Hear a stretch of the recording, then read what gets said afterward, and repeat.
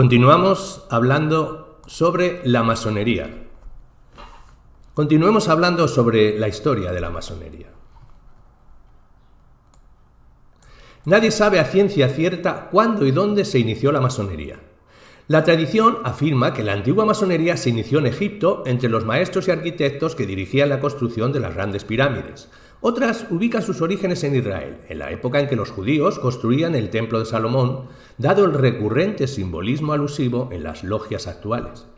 El primer indicio de su existencia, sin embargo, aparece en el siglo XIII, cuando grupos de albañiles, en francés maçons, que querían emanciparse de la tutela de los frailes, en especial los benedictinos, constituyeron gremios que llegaron a monopolizar la construcción. Para conservar los secretos y las técnicas del gótico, instituyeron 3 grados: aprendiz, compañero y maestro, e implantaron ceremonias de iniciación y de fidelidad. Se ha pretendido remontar el origen de la masonería en la construcción del Templo de Salomón por Hiram de Tiro, supuesto primer masón. Constituiría el periodo mítico de la masonería, aunque tal afirmación figura en el rito de iniciación de los 3 primeros grados. Existe general unanimidad en señalar el concreto origen histórico de la masonería. Las hermandades profesionales de constructores de catedrales y otros templos de la Edad Media, desde el tallador de piedra, el maestro albañil, establecidas al servicio del bienestar material y espiritual de sus miembros y que a la vez poseían secretos de orden técnico y de orden ritual o de iniciación. Ya en el siglo XIII, estas hermandades establecieron las primeras constituciones góticas al servicio de sus miembros. Se trataría del periodo antiguo u operativo. 2 textos del finales del siglo XIV y principios del XV se refieren a los orígenes míticos, Regius, que relata un supuesto viaje de Euclides a Egipto, donde fundaría una escuela de geometría y construcción, y Cook, la historia del arte de la construcción, antes del diluvio universal. A principios del siglo XIV, algunos maestros alemanes viajaron a Inglaterra a construir catedrales, pero los aprendices ingleses que trabajaban con ellos organizaron talleres propios y de este modo redactaron la primera ley masónica, la Constitución de York, y la Orden de la Fraternidad de los Libres Masones. 100 años más tarde se importó a las Islas Británicas el estilo renacentista italiano, por cuya causa los talleres masónicos, dedicados exclusivamente al gótico, estuvieron a punto de desintegrarse. Sin embargo, deseosos de conservar su organización, estos grupos admitieron gente rica e influyente, bajo la denominación de hermanos patronos, por lo cual cambió el nombre a Fraternidad de los Masones Libres y los Aceptados. En el siglo XVIII, varios intelectuales y científicos crearon una orden identificada con una rosa y una cruz, Rosacruces, que incorporó principios del agnosticismo, judaísmo y maniqueísmo. Popularizaron los símbolos de la escuadra y el compás, practicaron la alquimia y la teosofía. El 24 de junio de 1717 se fusionaron las 4 logias de la fraternidad con la Sociedad de Alquimistas Rosacrucianos. Al conjunto se le llamó Gran Logia de Inglaterra y se adoptó el nombre de Francmasonería, de Frank, que quiere decir libre. En 1786, Federico de Prusia reorganizó las órdenes masónicas, las reunificó, reglamentó su funcionamiento, su liturgia y estructuró sus grados. Desde esas fechas, la fraternidad, dividida en diversos ritos, como el escocés, el yorquino, el francés, el egipcio, el templario y el nacional mexicano, se han extendido por los 5 continentes y actualmente se encuentra presente en más de 200 países, agrupando entre sus filas a varias decenas de millones de masones. Con el transcurso del tiempo, el reclutamiento dejará de hacerse sobre la base profesional inicial, admitiéndose a personas de otras profesiones no vinculadas a la construcción. Es en Inglaterra donde se da el paso de una masonería operativa, la de los constructores que trabajan la piedra con sus manos y herramientas, a otra especulativa, el periodo histórico, en la que la construcción es solo simbólica, trabajándose a la humanidad mediante el modelado del propio ser. Ahora, por iniciación hay que entrar como el paso introductorio de un hombre que desea cambiar su modo de conocer, de actuar, de ser, que debe cultivar su alma. Ese paso se desarrolla en una iniciación simbólica mediante un rito que resume ese trance y que capacita al neófito para ejecutarlo. El día 24 de junio de 1717 se funda la Gran Logia de Londres, a partir de 4 pequeñas logias que la precedieron, y en 1726 se abre la primera logia en París. La primera constitución moderna, reguladora de la masonería especulativa, es la redactada por el pastor presbiteriano inglés James Henderson, quien elabora en 1723 The Constitutions of the Freemason. Estos textos tienen 4 partes: una historia legendaria de la orden y del arte masónico, los llamados deberes, un reglamento para las logias y los cantos para los 3 grandos iniciales. La parte más importante es la relativa a los deberes, en la que se establece como pilar fundamental la creencia en el gran arquitecto del universo, aunque en otros artículos procura marcar distancias con el cristianismo a través de unas referencias al esoterismo, el secreto y al relativismo, junto a un deísmo iluminista. Estos componentes filosóficos ocasionaron casi enseguida la primera escisión.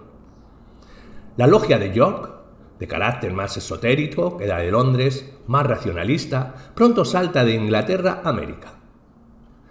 Ya en 1813 se fusionan ambas logias, dando lugar a la Gran Logia Unida de Inglaterra. A la vez se redacta otro texto fundamental en la masonería, los antiguos límites o Ancient Logmark.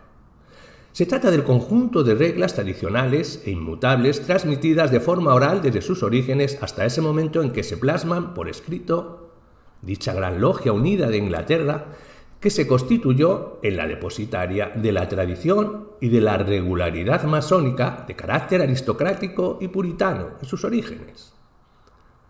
Esa regularidad se determina todavía hoy a partir de varios criterios.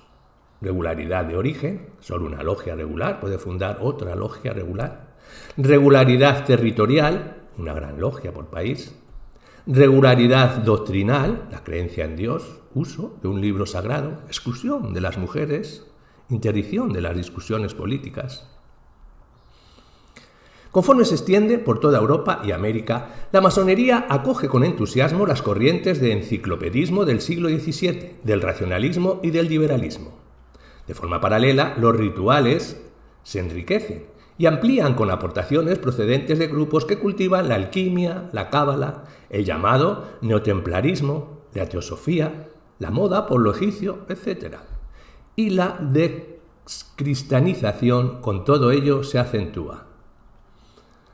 La masonería se establece pronto en Francia hacia 1721, de origen escocés y estuardista. Se vio favorecida por el espíritu racionalista francés, adquiriendo un carácter deísta, inspirado en el racionalismo naturalista. En España, por iniciativa inglesa, ya aparece en 1728, pero no será hasta la invasión napoleónica cuando se produzca la eclosión de la orden. Una vez irrumpe en la historia, su presencia más o menos oculta se hace notar con fuerza. El mayor número de masones se encuentra actualmente en Estados Unidos de América. Hablemos de la fractura de la masonería. El ilustre masón Robert Hamadou afirma que es hacia 1860 cuando el Gran Oriente de Francia, la mayor organización masónica después de la inglesa, se desvía de la iniciación a la política partidista, al servicio de una filosofía materialista y atea.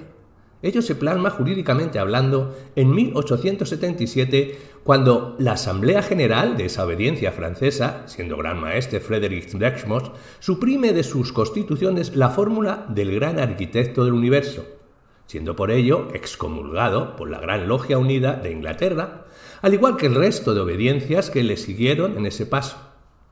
Esas obediencias constituyen la llamada masonería irregular, liberal, se llaman a sí mismas, dando lugar en muchos países a una duplicidad de obediencias. Desde entonces, casi toda la masonería, francesa, española, italiana y belga, integra la mencionada masonería irregular o liberal. Buena parte de esas obediencias irregulares se agrupan a nivel internacional en el CLIPSAS, Centre de Liaison d'Information des Puixers Masoniques Signatus. Existe, por otra parte, una federación internacional de logias femeninas y mixtas, Le Droit Humain. Existen otras múltiples organizaciones de carácter sectario, muchas de ellas y de contenido ocultista en el límite de la masonería, ya regular o irregular. Otras organizaciones, como el Club de los Leones o los Rotarios, de finalidad filantrópica y humanitaria, adoptan algunas características próximas en ciertos aspectos a la masonería. Incluso algunos de sus miembros mantienen la doble pertenencia, pero conceptual e históricamente se trata de organizaciones netamente diferenciadas. Después de la Segunda Guerra Mundial se produjo un cierto movimiento de regreso a la regularidad masónica iniciada en Francia y que en España se concretó en la Gran Logia de España.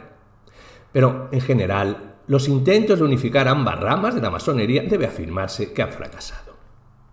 Los propios masones achacan a tal duplicidad la imagen desfigurada de la masonería que existe en muchos ambientes. Para otros autores, por el contrario, esa duplicidad sería un lavado de imagen, pues a su juicio ambas masonerías coinciden en lo fundamental. En cualquier caso, esa duplicidad ha facilitado un complejo debate dentro de la Iglesia Católica acerca de la naturaleza real de la masonería y las relaciones de los católicos con la misma. Hablemos de discreción y secreto. La masonería no es una sociedad secreta, sino discreta, y con algunos secretos que son revelados a sus miembros a medida que estos progresan. En lo que se refiere a las actividades de las logias, estas son discretas.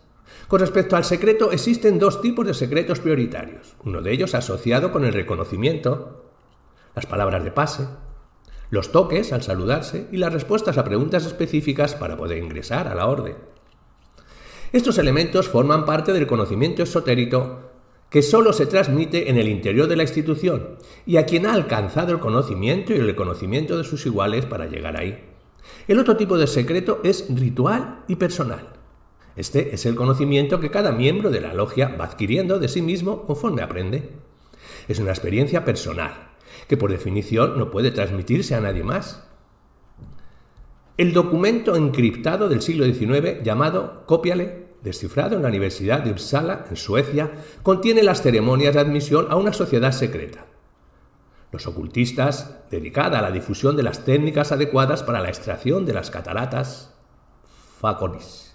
También describe las ceremonias de iniciación a todos los grados masónicos.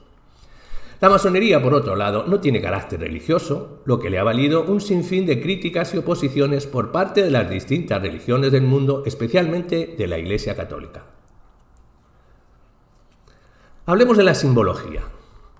Los símbolos otorgan a los miembros de la masonería o francmasonería un lenguaje particular, con expresiones que solo los francomasones pueden comprender a plenitud y constituyen mecanismos educativos que permiten el conocimiento de las doctrinas masónicas, por lo que se suele decir que éstas están contenidas en los símbolos, lo que les confiere la posibilidad de su permanencia y actualidad. Estos símbolos tienen un doble sistema de decodificación. Uno está basado en la tradición y le da a cada uno de los símbolos y al conjunto de los mismos determinados significados que constituyen una suma de mensajes y enseñanzas tradicionales. El otro es la libre especulación filosófica, basada en el ejercicio de la racionalidad y la libertad humanas para la interpretación.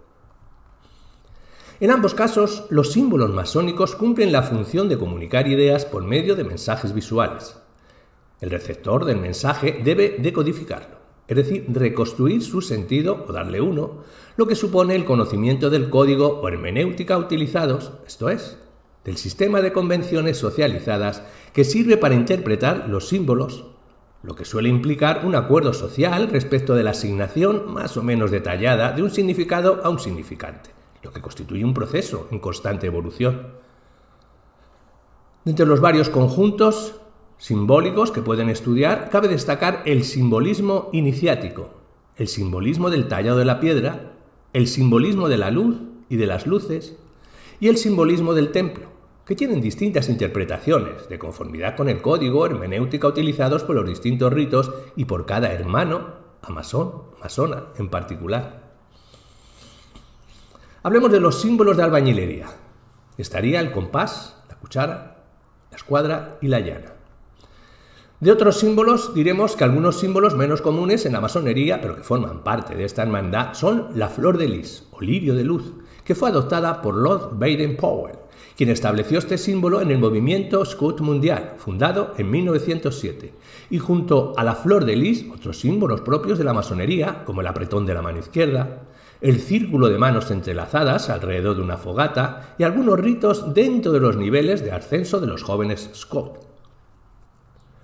Aunque no se puede afirmar con total certeza que Baden-Powell haya sido masón, sí cabe decir que tuvo mucha cercanía y compartió con algunos de ellos, incluso apropió algunos elementos de la masonería en el movimiento Scout.